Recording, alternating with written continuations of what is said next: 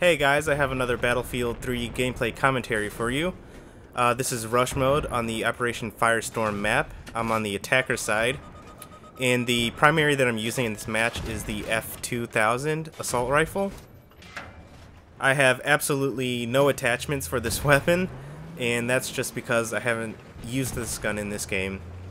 And that sort of stems from my experience with the F2000 from Bad Company 2. I was absolutely terrible with that gun, and it just made me reluctant to try it in this game. However, I had a really great match with the F2000 this time around, and it really surprised me because as I was recording this, I didn't really expect to get good gameplay, but as the match went on, it became clear that I would probably be able to use this footage for a video, so here it is. In the beginning of this match, I'm rolling in the M1 Abrams, and I was able to take out a couple tanks just to clear the path to the B objective. So at this point, my tank is pretty much destroyed, so I'm forced to hop out and go out on foot. And this is when I whip out my F2000 and hope for the best, because I really didn't know how this weapon would handle in this match and what I would have to do to control it to the best of my ability. But it turns out that the F2000 is unbelievably accurate. Even though it doesn't have the best power out of the other assault rifles in this game, it makes up for it in accuracy. And also the fire rate really makes this weapon stand out. In order to get the best out of this gun, I would probably suggest using it in the mid to close range. But that being said, you can use this gun at long range and pick people off pretty easily, just because this gun is so accurate. And if you get headshots, it'll take them out even faster, so keep that in mind if you do plan on using this rifle on a regular basis. I'm not exactly sure how it compares to my other favorite weapons yet, but I do plan on using it a lot more in the future and really seeing where it fits in my lineup of favorite guns. So the secondary that I'm using in this match is the MP443 Suppressed, and I just got a double kill with it. I really didn't see the second guy laying there, but I guess his head was sticking out right behind the first guy that I killed. But I'm trying to branch out and try new secondaries. I've been hung up on the 44 Magnum scoped for quite some time now, so I'm ready to get out there and see how the other secondaries stack up against it. As you can see right here, I unlocked the ACOG 4x scope for the F2000, and I just decided not to put it on, just because I know that if I throw a scope like that on an assault rifle, I'll probably do terrible. For some reason, my aim just diminishes greatly when I throw a scope like that on an assault rifle. I would rather much use a red dot sight, Cobra red dot sight, or even a hollow sight. So I decided to just wait it out until I unlocked those sights for this weapon.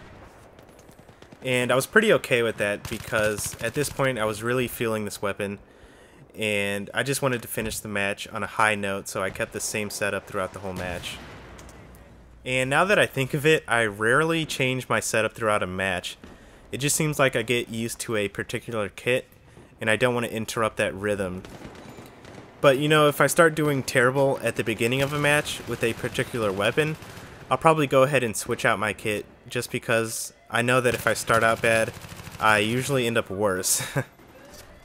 I was really liking this setup though. I was able to storm in here, arm the objective, and also defend this objective from incoming enemies, so I might think about using the same setup in the future, just with different attachments for my primary. So I suffer my first death right here, and nonetheless it's from one of my most despised weapons in this game, the A91. I don't have any good things to say about that weapon, but I will try to get better at it, and we'll see if I can post a commentary on it soon. But don't count on it. I do apologize to anyone out there who is absolutely in love with the A91, but I just don't see how you can be in love with it. I just don't see anything special about it. But please let me know in the comments below if you do use the A91 and whether you like it or dislike it. Believe it or not, I try to give every weapon in this game a fair chance, I've tried the A91 several times now, and it's just not clicking for me, so I'm losing hope. But you know, that's alright, because I found new faith in the F2000, and I just can't wait to unlock all the attachments to see how it performs later. As silly as it may sound, I think this match has woken me up to how good the F2000 really is. And I was really just blown away by how useful this weapon can be. And it just makes you feel very confident, especially in close range, that you'll defeat your opponent. I believe that confidence is a big aspect of this game, and if you don't believe you're going to win a match or win a firefight, then you probably aren't going to. I know it sounds very cliche and whatnot, but I really do think it's true. You know, if you see your teammates moving forward and playing the objective and taking on enemies, it's going to want to make you do the same.